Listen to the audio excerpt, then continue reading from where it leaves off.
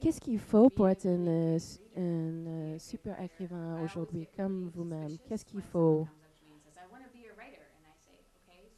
Alors, alors, pour être un très bon écrivain, j'ai toujours des soupçons quand les gens disent moi, je veux être un très bon écrivain.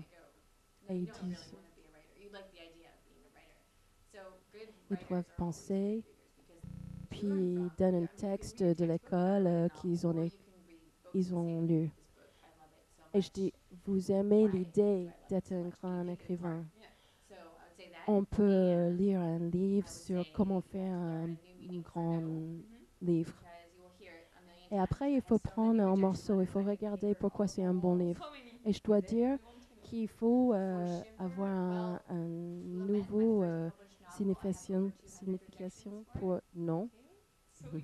Parce que je peux mettre tous les papiers de non sur le mur. Pour le premier livre, Cheveux frissons, j'ai eu plein de refus.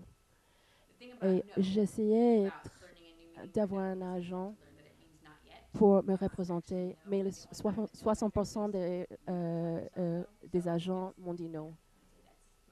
Alors, il faut apprendre que quand les gens disent non, ça veut dire pas encore. Ça va être peut-être plus tard. Ça, c'est le plus important.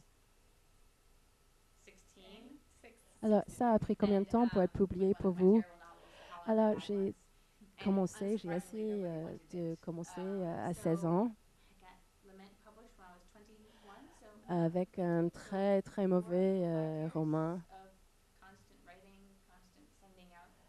Alors, j'ai fait Lament quand j'avais 21 ans, La Complainte. Alors, c'était 4 ou 5 années d'écriture constante, tout le temps, tout le temps. Alors, si vous voulez être un auteur, il faut essayer et essayer. Oui, c'est ça. J'ai jamais eu une réjection qui n'était pas juste. C'est vrai. À la fois, pour Frisson, il y avait des gens qui disaient non, mais il y avait des gens qui aimaient aussi.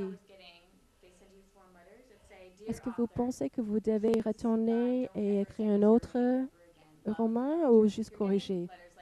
Alors, avant, ils envoyaient des lettres formatées. Et puis, c'était marqué, mon Dieu, merci de ne plus nous envoyer des livres comme ça.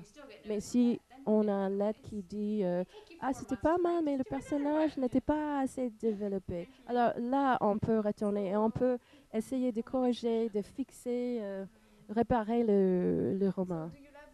Ou faire un autre.